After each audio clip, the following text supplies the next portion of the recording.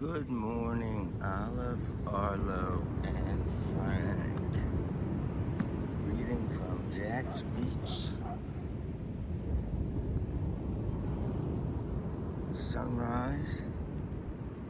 And today we're going to continue in the Net Bible Reader's Edition.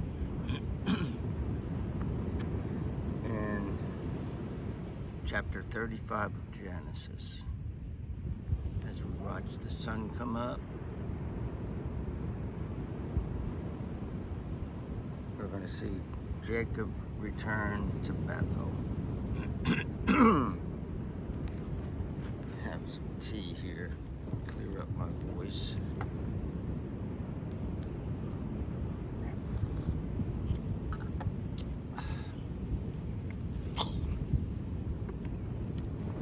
Okay. Then God said to Jacob, "Go up at once to Bethel and live there. Make an altar there to God, who appeared to you when you fled from your brother Esau." And we remember that was around 20 years before when he left going to Paddan Aram. So Jacob told his household and all who were with him, "Get rid of the foreign gods you have among you." Now, he should have done that a long time ago. I don't know why it's taken him this long. Especially after the thing with Rachel, where her dad, Uncle Laban,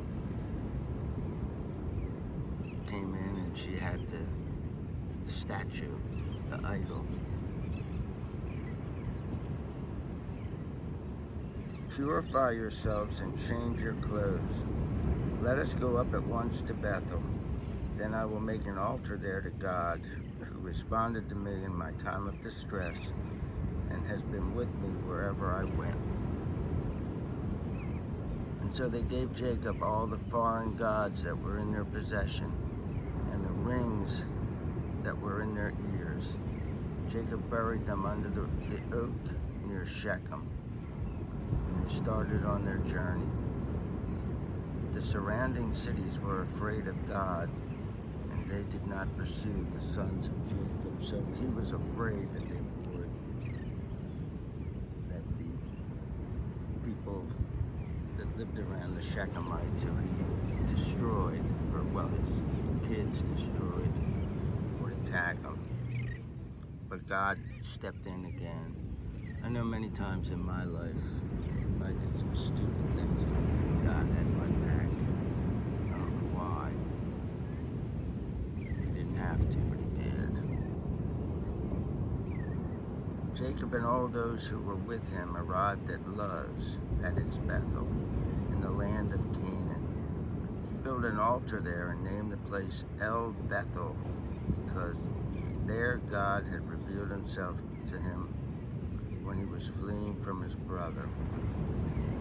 Deborah, Rebekah's nurse, died and was buried under the oak below Bethel. Thus it was named Oak of Weeping. God appeared to Jacob again after he returned from Paddan Aram and blessed him. God said to him, "Your name is Jacob, but your name will no longer be called Jacob. Israel will be your name." So this is a very important moment in human history, where he went from being heel catcher, Jacob, to the leader of a nation, Israel. So God named him Israel. Then God said to him, "I am the sovereign God. Be fruitful and multiply. A nation, even a company of nations, will descend from your kings, will be among your descendants."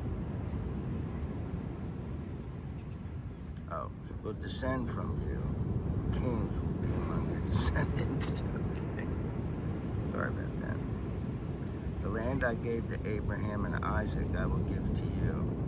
To your descendants I will also give this land.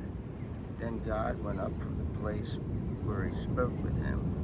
So Jacob set up a sacred stone pillar in the place where God spoke with him. He poured out a drink offering on it, and then he poured oil on it. Jacob named the place where God spoke to him Bethel. They traveled on from Bethel, and where Ephrath was still some distance away. Rachel went into labor. Now at this point in time, he has 11 sons.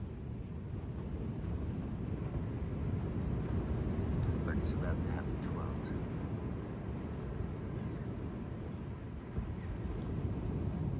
And her labor was hard. When her labor was at its hardest, the midwife said to her, "Don't be afraid, for you are having another son." With her dying breath, she named him Benoni, but his father called him Benjamin instead. So Rachel died and was buried on the way to Ephrath, that is Bethlehem. Bethlehem becomes very, very famous. It's where King David's from. It's where Jesus is from.